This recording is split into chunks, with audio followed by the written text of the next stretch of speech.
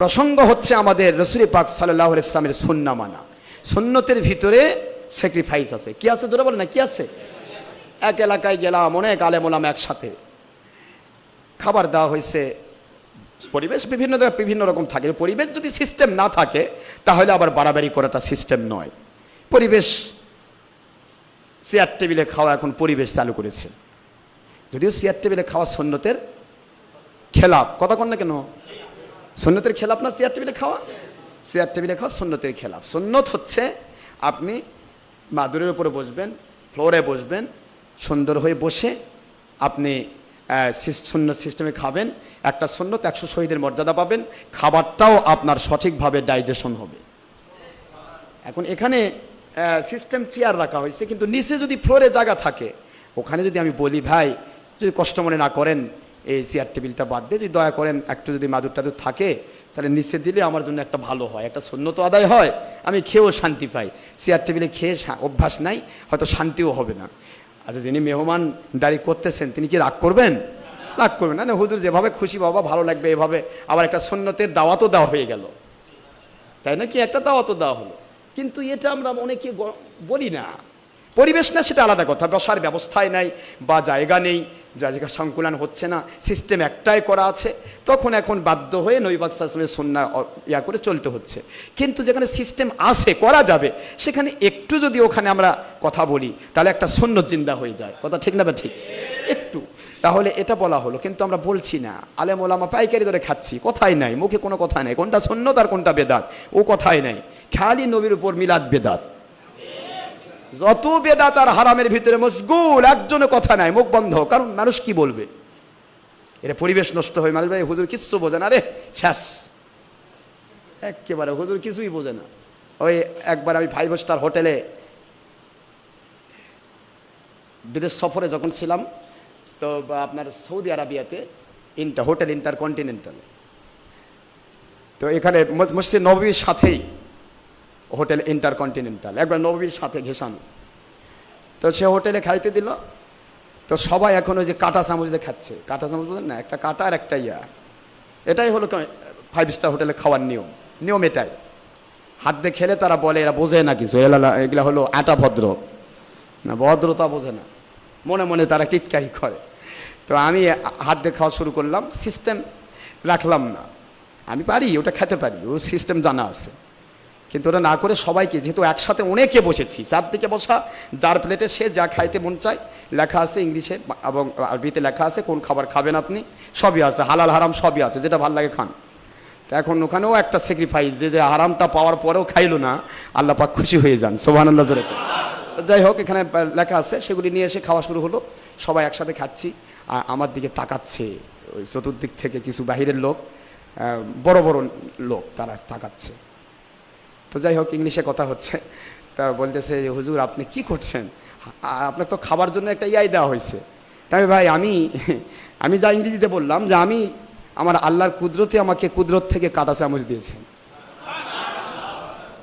আপনাদের কাঁটা চামচ ফলো করছি, কিন্তু ওই স্টিলেরটা ফলো করছি না, আমার মালিকের দেওয়াটা ফলো করছি। আল্লাহু আকবার জোরে বলেন।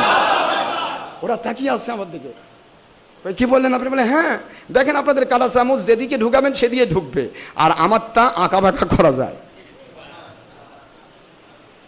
আমারটা আঁকা বাঁকা করানো যায়, আঁকা বাঁকা করবো, যেদিকে খুঁজি সেদিকে লাগাবো, খাবো।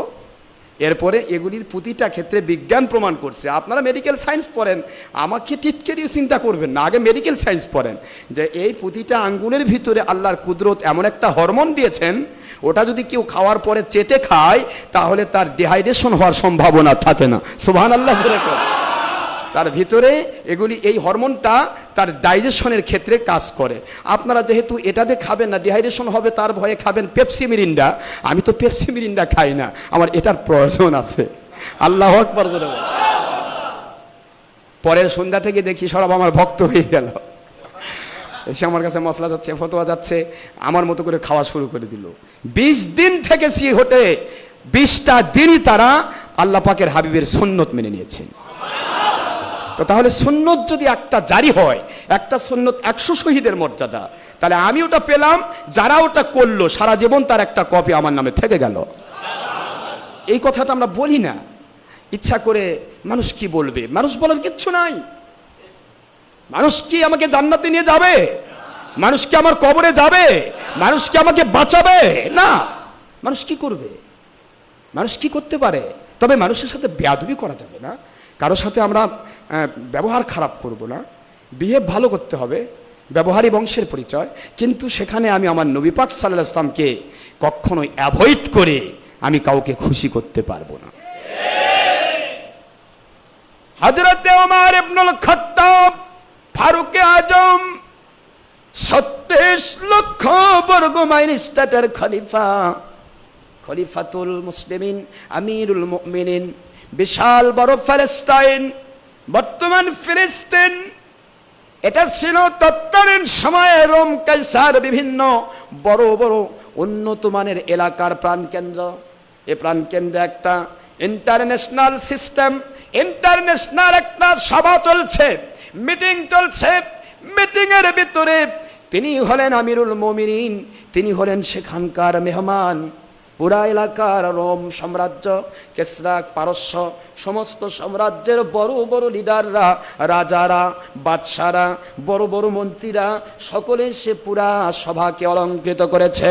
হযরত আমিরুল মুমিনিন খলিফাতুল মুসলিমিন, আমিরুল মুমিনিন খলিফাতুল মুসলিমিন, তিনি যাবার সময় একটা কাণ্ড করে ফেললেন। যাবার সময়ে তার, এটা সকলের জানা আছে, কি জন্য এটা তিনি করলেন, করা তো ফরজ ছিল না। কেন করলেন? উটের উপর তিনি চড়ছেন, আর তার চাকুর উটের লাগাম ধরে টানতেছেন। আর আমিরুল মুমিনিন বললেন, রে চাকুর, এ আমার কাজের লোক, চিন্তা করবেন না, আমার নবীজির একটা সুন্নত 100 শহীদের মর্যাদা, এই মর্যাদাকে সামনে নিয়ে আমিও একটু উটের লাগাম ধরে টানতে চাই। পুরা রাস্তা একবার চাকর ওঠে, সুন্নতের কথা বললে চাকরও ফেল, সুন্নতের কথা বললে তিনি একবার বন্ধ হয়ে গেলেন, না হুজুর তাহলে আমার আর কথা নাই, আমার নবী পাক সাল্লাল্লাহু আলাইহি ওয়াসাল্লামের একটা সুন্নত 100 শহীদের মর্যাদা আপনি পালন করবেন, আমি বাধা দিতে পারি না। সুবহানাল্লাহ জোরে কোন। তাছাড়া ওই চাকরকে কখনো তিনি মানাতে পারছিলেন না, চাকর মানবেই না, না কখনোই নয়, আমি আপনার গোলাম, কেনা গোলাম, আর আপনি হলেন আমার মালিক, আমার মুনিব, আপনি আমার লাগাম টানবেন, এটা কথা হলো নাকি? উনি সুন্নতের কথা বলে দিলেন, বোঝো আমার নবী পাক সাল্লাল্লাহু আলাইহি ওয়াসাল্লাম নিজের কাজ নিজে পছন্দ করতেন, জানো তো? বলে হ্যাঁ, তো একটা কাজ আমি করব, তুমি আমাকে 100 শহীদের মর্যাদা থেকে আমাকে সারে দিবে? কয় না, তাহলে পারবো না। সঙ্গে সঙ্গে রাজি হয়ে গেলেন। সুবহানাল্লাহ। চাকরকে রাজি করা হলো। রাজি করার পর লাস্টের ফিনিশিং পর্বে international VIP, most important persons of this world, গোটা জগতের বাদশার বাদশাহ, 36 লক্ষ বর্গ মাইল স্টেটের খলিফা আসতেছেন উটের পিঠে আরোহণ করে। পুরা এলাকার ভিতরে আলোড়ন সৃষ্টি হয়ে গেল। মানুষগুলি তাকে কনগ্রাচুলেশন জানানোর জন্য, রিসিপশন জানানোর জন্য মানুষগুলো ভিড় করতে লাগলো। আল্লাহ পাকের বান্দা যেই সময় ওই জায়গাতে পৌঁছবেন, তখন তিনি হযরত আমিরুল মুমিনিন উটের লাগাম ধরেছিলেন, আর চাকর উপরে উপরে উটের উপর বসা। সকলে ধরতে যায় চাকরকে। চাকর বলে, আপনারা ভুল করবেন না, যাকে আপনারা রিসিপশন করতে চান তিনি পালাক্রমে আমার উটের লাগামধারী যিনি দাঁড়িয়ে আছেন তিনি হচ্ছেন আমিরুল মুমিনিন। আমরা হলে কি করতাম? এতগুলি মানুষের মধ্যে আমার স্ট্যাটাস নষ্ট হয়ে যাবে। মানুষ বলে, এটা কি হলো? মুহূর্তের ভিতরে সকলের চোখে পানি চলে আসলো। এ কোন নেতা, কার পক্ষ থেকে নেতৃত্ব শিখেছেন? এমন নেতা জীবনে কোনোদিন পাওয়া যায় না। লাগাম ধরে চাকরকে উটের ভিতরে নিয়ে আসে। সবাই কংগ্রেচুলেশন জানে, অন্তরটা সকলের দুর্বল হয়ে গেল। ফার্স্ট সকলের দুর্বল। সবাই ভাবে এমন নেতার সাথে পরামর্শ করেও লাভ নাই, কিছুই লাভ নাই, তার কাছে একমাত্র সারেন্ডার করা ছাড়া। এখন সুবহানাল্লাহ, সারেন্ডার করা ছাড়া। কোনো ফায়দা হবে না, ওনাকে কিছু ওনার কাছে কেউ কোনো আবেদন নিবেদন করে ফায়দা হবে না। যিনি নবীকে এমন মানেন। খাওয়া শুরু হয়ে গেল, খাওয়ার আইটেম, মেহমানদারি চলছে চতুর্দিকে, রাজারা বাদশারা। তৎকালীন সময় বর্তমান আমেরিকা যেমন, আমেরিকা ইউরোপ যেরকম মোরল দাবি করে, তখন সারা পৃথিবীর মোরল দাবি করতো রোম আর পারস্য। আমার কথা বুঝতেছেন তো? সেই সময়ে পুরা এরিয়ার বড় বড় নেতারা তারা একত্রিত। খাবারের সিস্টেমে জানা হয়েছে হযরত আমিরুল মুমিনিন রুটি আর গোশত পছন্দ করেন, আমার নবীর খাস সুন্নাত। সুবহানাল্লাহ জোরে বলেন না কেন? তাদের হাজার রকমের আইটেম থাকার পরেও তারা ওমর ফারুক রাদিয়াল্লাহু তাআলা আনহুর সুন্নতের সিস্টেমকে প্রাধান্য দিলেন। তিনি আগেই জানিয়ে দিলেন, আমার খাওয়ার সিস্টেম, দস্তরখান বিছানো থাকবে, দস্তরখানের উপরে রুটি থাকবে, আর একটা জায়গায় গোশত থাকবে বা যেটাই থাক, আমি গোশত রুটি থেকে দস্তরখান থেকে তুলে নিয়ে খাবো, এটাই সিস্টেম। এই সিস্টেমের বাইরে যে কেউ আমাকে করতে চাক আমি করব না। সুবহানাল্লাহ। সিস্টেমটা সেটাই করা হয়েছে। বাস, এবার আমিরুল মুমিনিন খলিফাতুল মুসলিমিন 36 লক্ষ বর্গ মিটারের খলিফা, তিনি এবার আস্তে করে ওখান থেকে রুটিগুলি ধীর স্থিরভাবে নিয়ে সবাইকে বলার পরে খাওয়া বিসমিল্লাহ বলে শুরু করলেন। সবাইকে অর্ডার দিয়ে দিন, সবাই খাওয়া শুরু করলো।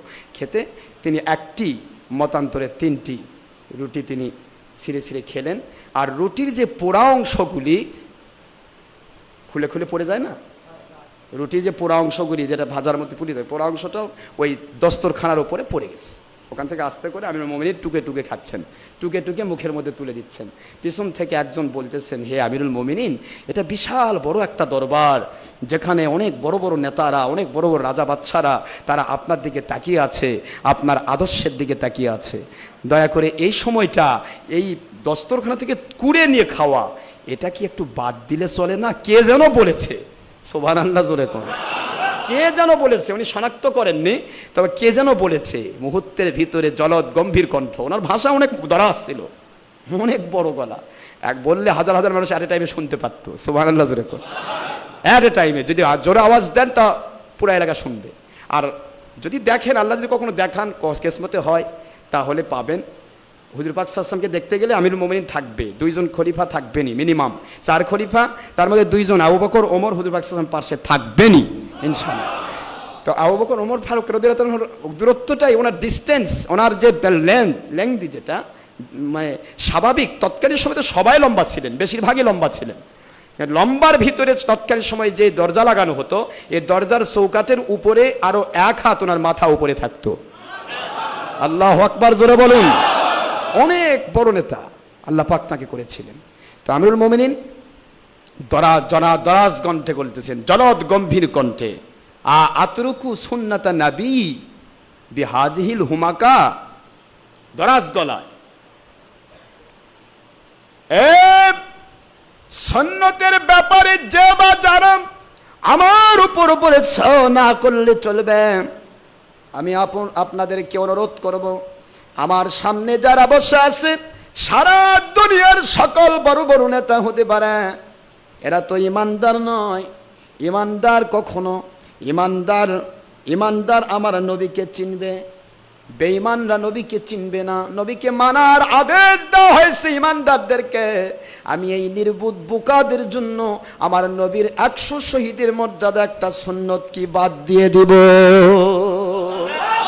আল্লাহু আকবার জোরে বলেন। যেই মাত্র হুমাকা শব্দটা বলা হয় নির্বোধ, স্টুপিড, এই কথাটা সকলের কানে যখন পৌঁছে গেল, ওই এক কথায় সকলে বলতে লাগলো, বুঝতে পেরেছি এমন নেতা আজকে মেহমান, যাকে আমরা সন্ধি করার জন্য ডেকেছি, এলাকার ভিতরে দাওয়াত করে নিয়ে এসে সন্ধি করার জন্য ডেকেছি, তার সাথে যুদ্ধ করে পারা সম্ভব হচ্ছে না। যুদ্ধ তো নয়, যুদ্ধের চাইতেও বড় বড় অস্ত্র ওনার কাছে আছে। ওনার নবীকে এমন ভাবে উনি মানেন, ওনার সাথে কোনো ক্ষেত্রেই পরাজয় ছাড়া বিজয় লাভ করা সম্ভব নয়। মুহূর্তের ভিতরে সকলেই ওদের মধ্যে, নেতাদের মধ্যে বড় বড় যারা জ্ঞানীমান মানুষ ছিলেন, সকল জ্ঞানবান, সকলে কলেমা পড়ে মুসলমান হয়ে গেলে। একটা সুন্নতকে জারি করার জন্য কাফিরেরা মুসলমান হচ্ছে, তা ছোট মানুষ না, বড় বড় নেতা। এই জন্য সুন্নতের মর্যাদা অনেক বেশি। সোনার ভাইয়েরা, কোনো ক্ষেত্রেই আমরা সুন্নতকে অ্যাভয়েড করব না, কি ঠিক আছে তো? প্রতিটা ক্ষেত্রে নবীজির সিস্টেম, সুন্নত মানে হুজুর পাক সাল্লাল্লাহু আলাইহি ওয়াসাল্লামের সিস্টেম। আমি যে কাজ করব নবী পাক সাল্লাল্লাহু আলাইহি ওয়াসাল্লামের সিস্টেম অনুসারে করব, তাহলে কি হবে? সেখানে দাম আছে অনেক। আজকে আমরা ইচ্ছা করলে যে কোনো পোশাক পরতে পারি, পোশাকের কথা আমি বলছিলাম, কারণ আজকে অনেক আলেম ওলামা বলে পোশাক ইসলামে নাই, ইসলাম বলে পোশাক নাই। চিন্তা করছেন যে ইসলাম পরিপূর্ণ, তার মধ্যে পোশাক নাই, কথা বলে না কেন? আছে না নাই? পোশাক আছে না নাই? তাহলে এখানে যদি বলা হয় যে ইসলামে তেমন পোশাক নাই, যেটা পড়লেই হলো, এরকম কোনো কথা ইসলামে নেই। আপনারা বুঝতেছেন না, হিন্দু ধর্ম এটা একটা কাল্পনিক ধর্ম হওয়ার পরেও সেই হিন্দু ধর্মে একটা মানে শরীরে পরা ধুতি নেংটি আছে, উপরে পাঞ্জাবি আছে, এগুলো সব তো হিন্দুদের পোশাক, কি কথা ঠিক না? ঠিক আছে তো? তাদের যদি আর নির্দিষ্ট পোশাক থাকে, যে বিয়াতি যাক, যত বড় বিয়া হোক, তারা পোশাক পরে ওইটা, অনেক বড় মাপের কোনো অনুষ্ঠান হলে তারা পোশাক পরে ওইটা।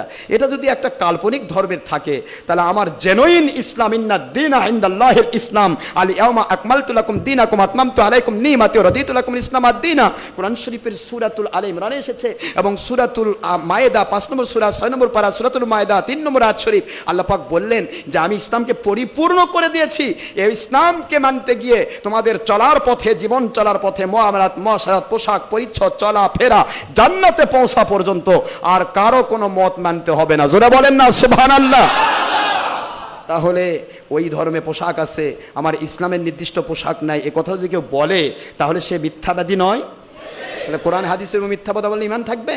এই জন্য বলি ভাইরা, পারবেন না বলে আমি পারছি না, আমি ভাই সুবিধাবাদ জিন্দাবাদ, সেটা ঠিক আছে, আপনি সুবিধার মধ্যে থাকেন, কয়দিন সুবিধা নেবেন, কয়দিন বাঁচবেন বাঁচেন, তবে মরণ আসতেছে। আমার মালিক বলতেছেন খাস সুন্নত যে সাদা কাপড়, তার জন্য আমি আগেই সিস্টেম বানিয়ে দিয়েছি, দুনিয়ার বাদশাই মরুক আর ফকিরি মরুক, কুটিপতি মরুক আর টাকা ছাড়া মানুষ মরুক, তাকে কিন্তু 3 টুকরা সাদা কাপড়ই দিতে হয়।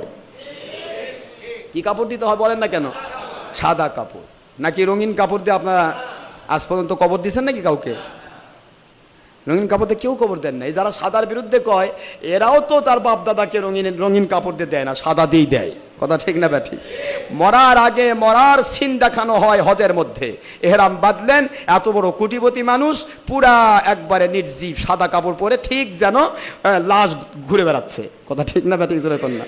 আমার আল্লাহ কয় আমাকে ঘুরবি, আমার কুদরতির এই কাবাঘর তফ করবি, তা আমি আল্লাহর সিস্টেম মানবি না, দুনিয়ার থাকতেই মরে গেছিস, এটাই যেন তোর অন্তর বলে। জোরে কোন সুবহানাল্লাহ। মরার আগেই মর, মুতু আর কবলা আন তামুত, মরার আগেই মরে যা। এই মরার সিস্টেম দেখানোর জন্য মাথায়, আহারে মাথা দেখেন, মাথা চুল সব নাড়া, চুল নাই, এরা মানুষের মাথা চুল নাড়া করলে ভালো লাগে দেখতে, একদিকে নাড়া, 2 দিকে এক কাপড় পরছে, এক কাপড়ের দিকে পড়ছে আর এক কাপড়ের দিকে নিচ দিকে পড়ছে, কি কথা কি বুঝতেছেন নাকি? তো এটা দেখলে এরা ভিআইপি মনে হবে, কেউ বলবে এটা কুটিপতি, পুরা ফকির, মরে গেছে, মরা মানুষ, খালি কাপড়টা পেছে নিচ্ছে, আর মরা মানুষ কাপড়ের মধ্যে শোয়াই দিয়ে বান্ধন দেওয়া লাগে, কথা কি বুঝতে পেরেছেন? তো আমার মালিক বুঝাচ্ছেন, হজের মধ্যে আমি বুঝিয়ে দিলাম যে মরার আগে মরতে হয়, এগুলি সিস্টেম। সুতরাং তোমরা জীবন চলার পথে সাদা কাপড় যদি পরতে পারো, এটা তোমাদের জন্য খাস সুন্নত আদায় হয়ে যাবে। অথচ সাদা কাপড় আপনি পরবেন না, পরেন না, রঙিন কাপড় পরা জায়েজ আছে না? জায়েজ নয়, জায়েজ আছে। শুধুমাত্র হলুদ আর লাল পুরুষের জন্য চলবে না, হারাম। আমার কথা বুঝতে পেরেছেন তো? পুরুষের জন্য কি চলবে না বলেন? হলুদ আর লাল। হুজুর পাক সাল্লাল্লাহু আলাইহি ওয়াসাল্লাম হলুদ আর লাল পুরুষের জন্য পছন্দ করেন নাই, এটা অনেক হাদিস বলেছি, গত জুমাতেও বলা হয়েছে, এটা পুরুষ পড়বেন না, পুরুষ মানুষ এটার জন্য ক্ষতিকর, এটা তার শরীরের উপর ক্ষতিকর, সূর্যের রশ্মি, এটা বিজ্ঞানসম্মত প্রমাণ হয়েছে যে লাল কাপড় পুরুষের জন্য ক্ষতিকর, মহিলার জন্য উপকারী। কেন? মহিলারা যদি পরে, এই লাল কাপড়ের উপরে সূর্যরশ্মির ভিটামিন ডির একটা প্রভাব আছে, তাসির আছে, এই ভিটামিন ডি লাল কাপড় বেশি শোষণ করে। পুরুষ যেহেতু সবসময় বাইরেই থাকে, সূর্যরশ্মি থেকে ভিটামিন ডি পর্যাপ্ত পরিমাণে তার শরীরে এমনিতেই পৌঁছায়, এরপরও যদি লাল কাপড় বা হলুদ কাপড় তার শরীরে থাকে, তাহলে অতিরিক্ত ভিটামিন ডি তার শরীরে সাপ্লাই দেওয়ার কারণে তার শরীরে ফুসকুড়ি, পাঁচরা, চুলকানি, এমনকি স্কিন ক্যান্সার পর্যন্ত হওয়ার সম্ভাবনা আছে, যেরকম নাউজুবিল্লাহ। আর মহিলারা লাল কাপড় পরলে উপকার হবে কেন? মহিলারা ঘরের প্রকোষ্ঠে থাকে, বাইরে বের হলেও পর্দার বিধান করে রক্ষা করে চলে, এই জন্য ভিতরে যদি লাল কাপড় থাকে, সেটা রোদের তাপ পাক আর না পাক, সূর্যরশ্মি থেকে ওই মহিলার শরীরের জন্য যতটুকু ভিটামিন ডির প্রয়োজন, এই ভিটামিন ডি ওই লাল কাপড় সূর্যরশ্মি থেকে টেনে নিয়ে ওই মহিলার শরীরে সাপ্লাই দিয়ে দেয়। জোরে বলুন সুবহানাল্লাহ। এই জন্য রাসূল পাক সাল্লাল্লাহু আলাইহি ওয়াসাল্লাম ১,৫০০ বছর আগে বলে দিলেন লাল কাপড় মহিলার জন্য উপকারী, পুরুষের জন্য ক্ষতিকর। সম্মানিত ভাইরা, প্রত্যেকটা হিসাব সুন্নতের প্রতিটা জিনিসের কেন নিষেধের মূলে অবশ্যই কারণ আছে, এই কারণগুলি এখন দর্শানো হচ্ছে। তাই আমি আপনাদের খেদমতে বলবো যে সুন্নতের দাম অনেক বেশি। সাদা কাপড়ে কোনো বাধা নেই, পৃথিবীর কোনো রোগীর জন্য সাদার বাধা নেই, যে কোনো রোগী সাদা পরতে পারবে। অথচ রোগীকে রঙিন কাপড় পরাতে নিষেধ করা হয়েছে, কারণ রঙিন কাপড়ের উপরে যে কোনো সময়ই গরম বেশি, শীতের সময় শীত বেশি, গরমের সময় গরম বেশি। সূর্য রশ্মির প্রত্যেকটা রশ্মি, অনেক খারাপ রশ্মি সূর্যের মধ্যে আছে, অনেক অনেক খারাপ রশ্মি আছে, যেগুলি সেদিকে আমি যাচ্ছি না। ওই রশ্মিগুলি ওই সবচেয়ে বেশি টানে রঙিন কাপড়, কিন্তু সাদা কাপড় সূর্যরশ্মি খারাপ জিনিস টানতে পারে না। যেরকম সুবহানাল্লাহ। এই জন্য রাসূল পাক সাল্লাল্লাহু আলাইহি ওয়াসাল্লাম বেশিরভাগ সাদা কাপড় পরতেন। সাদা কাপড় কাজ সুন্নত। বুখারী শরীফের দ্বিতীয় খণ্ড আপনার 867 পৃষ্ঠার ভিতরে হুজুর পাক সাল্লাল্লাহু আলাইহি ওয়াসাল্লাম বাণী এসেছে যে তিনি সাদা কাপড়কে পছন্দ করতেন। তবে আজকে আমি সুন্নতের ক্ষেত্রে বলতে চাচ্ছিলাম, সেটা হলো লুঙ্গি এবং সেলোয়ার সুন্নত, যে এক কথায় বলে দেয়। অনেক কথা আছে, যে কথাগুলি এখন শেষ, আমাদের সময় শেষ। তবে আমি আপনাদেরকে বলবো কেন বলছি, সুন্নতের প্রাধান্যটা আমি আপনাদের বুঝিয়ে দিচ্ছি। যখন মনটা চাইবে একদিন না একদিন যদি মেনে নিতে পারেন, আপনার জানা থাকলে যে কোনো সময় মানা যায়। জানলামই না, মানবেন কখন? কথা ঠিক না বা ঠিক? এই জানা থাকলে মানা যায়। একটা জিনিস হারাম আমি জেনে রাখলাম, ছবি ভিডিও টিভি স্যাটেলাইটে চলবে না, হারাম জানে রাখলাম। একদিন না একদিন মনের ভিতরে ফিলিংস চলে আসবে, আমি তো মরবো, কবরে চলে যাবো। মুহূর্তের ভিতরে তওবা করে নিলেন, নিয়ে আপনি ফিরে চলে আসলেন, আল্লাহর মতের হয়ে গেলেন, আপনি ছেড়ে দিলেন, দেখবেন জিন্দেগির পুরা গুনাহগুলি আল্লাহ পাক নেকি দিয়ে পরিবর্তন করে দিয়েছেন। সুবহানাল্লাহ। কিন্তু আপনি জানলেনই না হারাম, তাহলে আপনি তওবা করবেন কখন? এই জন্য আমাদের দায়িত্ব বলে দেওয়া। আমরা বলছি তো আজকে আমাদের আলোচনা হচ্ছে হুজুর পাক সাল্লাল্লাহু আলাইহি ওয়াসাল্লাম বলেন। আমি কেন এটা লিখে নিয়ে আসা দরকার নাই, আমি মুখস্থই সব বলতে পারি। আল্লাহ তৌফিক দিয়েছেন। কোন কিতাবের কত পৃষ্ঠা আছে, কত নম্বর হাদিস, এগুলি বলার ব্যাপার না। আল্লাহর কুদরত দিয়ে দয়া করেছেন, আমার আল্লাহ মালিক দয়া করেছেন এত যে একটা জিনিস যদি আমি একবার পড়ি, পরে আর ওটা দেখতে হয় না। কিন্তু বিষয় হলো আপনারা যেন কনফার্ম হন যে আসলেই কিতাবের থেকে লিখিত বলেছে। এই কনফার্মেশনের জন্য কিছু কথা আমাদের বলতে হয় এভাবে। এখন আমি আপনাদের বলছি, বুখারী শরীফের দ্বিতীয় খণ্ড 867 পৃষ্ঠা, ফয়জুল বারী, ফতুল বারী, উমদাতুল কারী, ইরশাদুস সারী, মুজাহিদুল হক, সনদ দারিমী, দারেকুতনি, কিতাবুল আসসার, মুসনাদ আব্দুর রাজ্জাক, এরকম এক নয় দুই নয় 50টিরও বেশি হাদিস শরীফ এসেছে। আন আবি যারিন রাদিয়াল্লাহু তাআলা আনহু ক্বালা আতাইতুন নবিয়্য সাল্লাল্লাহু আলাইহি ওয়াসাল্লাম সাওফুন আবিয়াদুন। রাসূল পাক সাল্লাল্লাহু আলাইহি ওয়াসাল্লাম তিনি সাদা কাপড় পরেই সাহাবায়ে কেরামের কাছে বেশি উপস্থিত হতেন। যারা বলেন না সুবহানাল্লাহ। সাদা পোশাক হুজুর পাক সাল্লাল্লাহু বেশি পছন্দ করতেন। এরপরে অন্যান্য কাপড় আপনি পরতে পারবেন, জায়েজ আছে। যেমন পোশাকের মধ্যে লুঙ্গি এটা হলো খাস সুন্নাত, তাও আবার সেলাইবিহীন। আমার কথা বুঝতে পেরেছেন তো? কি বিহীন বলেন? সেলাইবিহীন। সেলাই সারা লুঙ্গি হুজুর পরেছেন। বলবেন যে তখন সেলাই করার ব্যবস্থা ছিল। হ্যাঁ, সেলাই করার অবস্থায় ব্যবস্থা ছিল। আমাদের আয়েশা সিদ্দিকা নিজে সেলাই করতে জানতেন। হুজুর পাক সাল্লাল্লাহু আলাইহি ওয়াসাল্লাম নিজের কাপড় সেলাই করতেন। বুখারীর হাদিস, যেরকম সুবহানাল্লাহ। সেলাইয়ের ব্যবস্থা ছিল, কিন্তু কাটা লুঙ্গি পরা খাস সুন্নাত। হুজুর পাক সাল্লাল্লাহু কাটা পোশাক, কাটা লুঙ্গি পরেছেন, আর উপরে নেসফুস সাক, যেটা গুটলিয়ারা জামা, গত জুমাতে বলা হয়েছে। আর পাঞ্জাবি এটা সুন্নতের খেলাফ, এটা সুন্নত নয়। কেউ যদি সুন্নত বলে তাহলে এটা কিন্তু আল্লাহর নবীর উপর মিথ্যা অপবাদ হবে। পাঞ্জাবি, প্যান্ট, শার্ট এগুলি যেরকম ইহুদি নাসারার পোশাক, পাঞ্জাবি হিন্দুদের পোশাক। কাদের পোশাক বলে না? কাদের পোশাক? আপনারা সাধারণ মানুষ যারা পড়েন তাদেরকে আমি ক্রিটিসাইজ করছি না, আপনি জানেন না, পড়ছেন, সেটা ভিন্ন কথা। কিন্তু মৌলবীরা, ইদানিং খারেজি মৌলবীরা এত বড় জামা লাগাচ্ছে, তারপরও দেখেন যে একটু ফাটা মেরে দিছে। কিন্তু ফাটা রাখা ইসলামী শরীয়তে। হুজুর পাক সাল্লাল্লাহু আলাইহি ওয়াসাল্লাম কোনোদিন ফাটা জামা পরেন নাই। জোরে কোন সুবহানাল্লাহ। জামা কেন ফাটা পরেন নাই? যেহেতু লুঙ্গি পরেছেন কাটা। এখন কাটা লুঙ্গিতে ফাটা জামা পরলে যে কোনো মুহূর্তে ফরজ তরক হতে পারে। আমার কথা কি বুঝে আসে আপনাদের? এটা কমন সেন্সের কথা। একটা মানে যদি কাটা লুঙ্গি পরেছে আর জামা যদি দুই দিকে ফাটা হয়, তাহলে কিন্তু ফাঁক হয়ে যে কোনো সময় কি হতে পারে? ফরজ তরক হয়ে যায়। তা একটা সুন্নত মানবার যায়, ফরজ গেল কানা হয়ে। তা এক সুন্নত মানলে ফরজ কানা করলে হবে?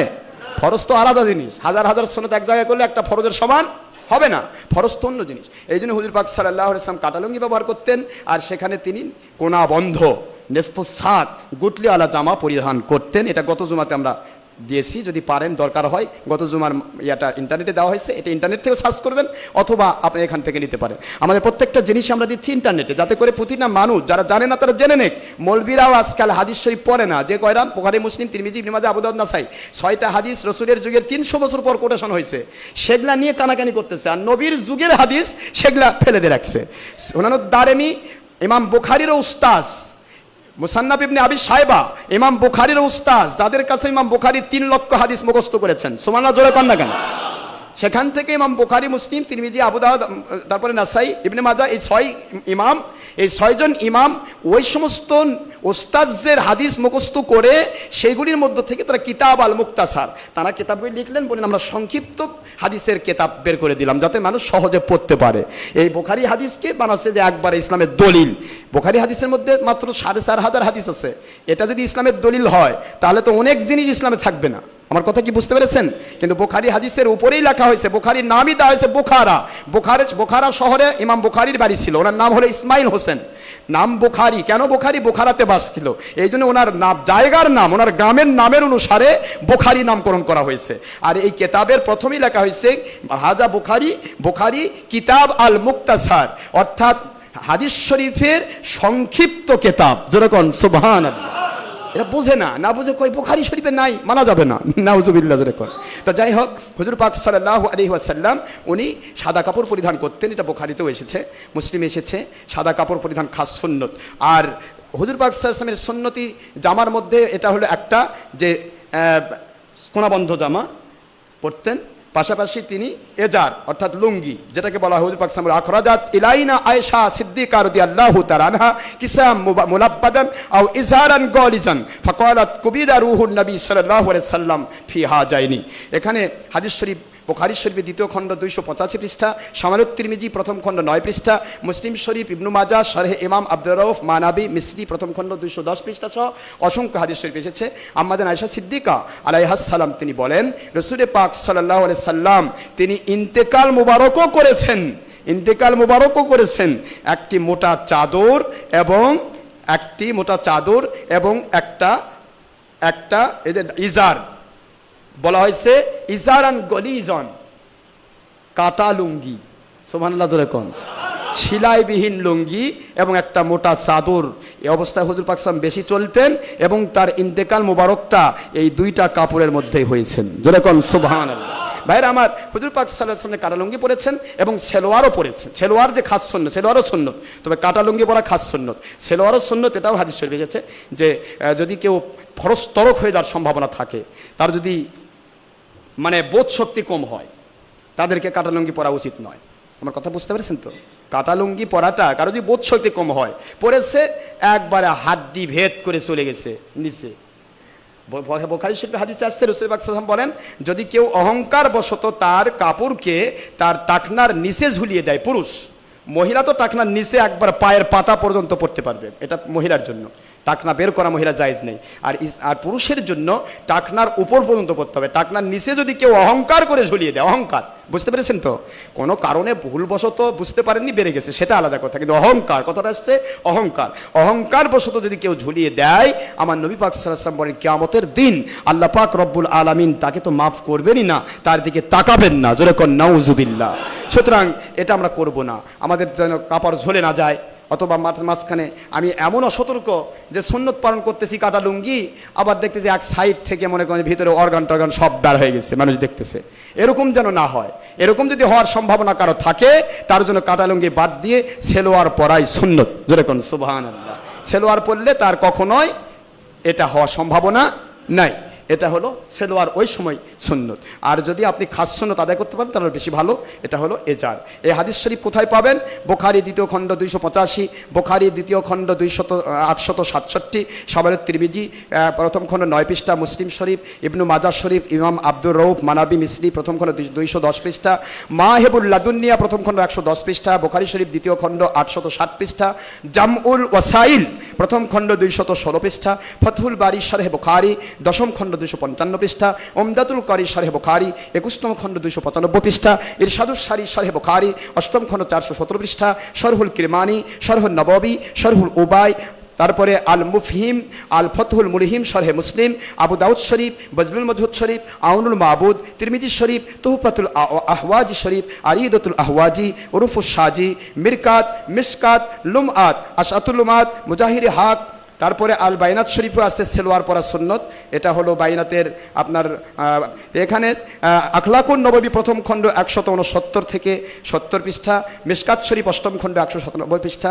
বাইনাত শরীফ থেকে আসছে বিভিন্ন। এরপরে আসছে আপনার মুসান্নাফ ইবনে আবি শায়বা বুখারী রহমতুল্লাহ ওস্তাজ, ওনার পঞ্চম খণ্ড 169 পৃষ্ঠা। উত্তম পোশাক পরা এটা হলো খাস সুন্নত, সেটা জামিউ সগীর প্রথম খণ্ড 135 পৃষ্ঠা। আখলাকুন নববী 153, 163, 174 পৃষ্ঠা সহ 1 নয় 2 নয় প্রায় 155টি হাদিস শরীফের কিতাব দিয়ে প্রমাণিত হয়েছে খাস সুন্নত হচ্ছে আপনার আমার জন্য হুজুর পাক সাল্লাল্লাহু আলাইহি ওয়াসাল্লামের সুন্নত হচ্ছে পোশাকের মধ্যে এটা হলো আপনার গুটলিওয়ালা সাদা সুন্নতি জামা পরা এবং আপনার সেলোয়ার অথবা এজার, এজার মানে সেলাইবিহীন লুঙ্গি, এটা পরা হুজুর পাক সাল্লাল্লাহু আলাইহি ওয়াসাল্লামের খাস সুন্নাত। জোরে বলুন সুবহানাল্লাহ। এটা বিরোধিতা করা যাবে না, যদি কেউ বিরোধিতা করে তাহলে কিন্তু ইসলামী শরীয়তকে অস্বীকার করার কারণে তার ঈমান থাকবে না। ইহানত সুন্নাতে কুফরুন, সুন্নতকে যে ইহানত করবে সে কাফির হবে, এই জন্য এটা অবিশ্বাস করা যাবে না। তবে মানতে পারা না পারা সেটা তার ব্যক্তিগত দুর্বলতা বা সঠিকতা এটার উপর ভিত্তি করবে, যে যতটুকু পারেন। আর পাঞ্জাবি, এটা এই যে খারেজিরা পাঞ্জাবি পরে কয় যে আমরা সুন্নত পালন করতেছি, এটা কিন্তু সুন্নত নয়। পাঞ্জাবির ইতিহাস আমি গত জুমার আগের জুমাতে বলেছি যে মিস্টার আকবর দিনে ইলাহি যখন চালু করলো, এই দিনে ইলাহি চালু করার সময় সে হিন্দুদের আর মুসলমানদের মধ্যে একটা ভাগ সৃষ্টি করলো যে দুই পক্ষই আসবে, মাথায় টুপি ছাড়া আসতে পারবে না। টুপির মধ্যে সে ভাগ দিল, হিন্দু যারা তারা টুপি পরবে দোপাট্টা অর্থাৎ কিস্তি, যেটাকে কিস্তি বলা হয়, কিস্তি টুপি, এটা হিন্দুরা পরবে। এখন অটল বিহারী বাজপেয়ী সহ অনেক হিন্দুই এই কিস্তি টুপি পরে থাকে। এবং আরেকটা হলো পাঁচকল্লি চোক্কা, এখন যেটা এই যে বর্তমান খারেজি গেরে খাস সুন্নত, যেটা বর্তমান খারেজি কওমি দেওবন্দি মৌলবি গেরে এ টুপি ছাড়া হয় না, মাথা একটা টুপি একটা, মাথা এখানে টুপি হলো একবারে মনে করেন আকাশ হতে গেছে। তো সুন্নত এটা নয়, এটা আসছে গুলজারের সুন্নতের ভিতরে ইয়ে আকাবিরে পাঁচকলি টুপি, ইয়ে আকাবিরে দেওবন্দ কারো সমহে। পাঁচকলি টুপি হচ্ছে দেওবন্দি বড় বড় আগেকার মৌলবিদের তৈরি করা টুপি, যেরকম নাউজুবিল্লাহ। আমি কারো তৈরি করা টুপি নেব না, আমার নবী পাক সাল্লাল্লাহু আলাইহি ওয়াসাল্লামের খাস সুন্নত টুপি আছে। হুজুর পাক সাল্লাল্লাহু আলাইহি ওয়াসাল্লামকে জিবরাইল আলাইহিস সালাম যে টুপি নিয়ে এসে দিয়েছিলেন, সেই টুপিটা হচ্ছে 4 টুকরা বিশিষ্ট সাদা গোল চতুর্দিক থেকে লেগে থাকার মতো সুতি কাপড়ের তৈরি। বলেন সুবহানাল্লাহ। এটা আনিসুল আরওয়া কিতাবের প্রথম খণ্ড 125 পৃষ্ঠা। তারপরে আপনার শামাইলুত তিরমিজিতেও আসছে। তারপরে হযরতে ইমাম যিনি আমাদের সমস্ত তরিকতের ইমাম মঈনুদ্দিন চিশতি আজমি সানজি রহমতুল্লাহ আলাইহি, যার চেহারার দিকে তাকিয়ে 90 লক্ষ মতান্তরে 1 কোটি হিন্দু মুসলমান হয়েছিল, যিনি ইন্তেকালের সময় মাথায় লেখা উঠেছিল সোনালী অক্ষরে হাজা হাবিবুল্লাহ মাতাপি হুব্বিল্লাহ, ইনি আল্লাহর বন্ধু, আল্লাহর মহব্বতেই তিনি দুনিয়া ছেড়েছেন। জোরে কোন সুবহানাল্লাহ। তিনি লিখেছেন তার কিতাবে রাসূল পাক সাল্লাল্লাহু আলাইহি ওয়াসাল্লামকে জিবরাইল আলাইহিস সালাম যে টুপিটা দিয়েছিলেন, সেই টুপিটা সাদা গোল চতুর্দিক থেকে লেগে থাকা 4 টুকরা বিশিষ্ট সুন্নতি টুপি। জোরে কোন সুবহানাল্লাহ। যেটা আমরা এখানে দর্জির মাধ্যমে লিখে আপনাদের ব্যবস্থা করেছি, যদি প্রয়োজন বোধ করেন নিতে পারেন। আমরা সুন্নতের কথা বলছি চ্যালেঞ্জ ভিত্তিক, এছাড়া যদি অন্য কোনো সুন্নত কেউ দেখাতে পারে আমরা তারটা গ্রহণ করব, হাদিস শরীফ কেউ দিতে পারে। ভাইরা আমার আসেন, এখানে পাঞ্জাবি আর এই টুপির ইতিহাস হলো, সে বলল যে হিন্দুরাও লম্বা জামা পরতে হবে। তো লম্বা জামা পরলে মিস্টার আকবর যখন বলল লম্বা জামা পরতে হবে, তখন লম্বা জামার হিসাবটা নিল, পুরুষ যারা আমার মুসলমান তারা পরবে গোল নেসপোশাক, লম্বা নেসপোশাক গোল অর্থাৎ কাটা ছাড়া, যেটা সুন্নতি। আর যারা হিন্দু তারা যেহেতু তাদের ধুতির মুড়াটা নেংটি নিয়ে এসে তাদের মুড়ে রাখতে হয়, এই মুড়ে রাখার জন্য সুবিধার জন্য এই পাঞ্জাবি কাটা 2 সাইড কাটা রাখা হলো, যে কোনো এক সাইড কাটার সাইজ দিয়ে নেংটিটা নিয়ে এসে যেন পকেটের মধ্যে ঢুকে দিতে পারে, যে কোনো এক সাইডে সে পকেটের মধ্যে ঢুকে দিবে।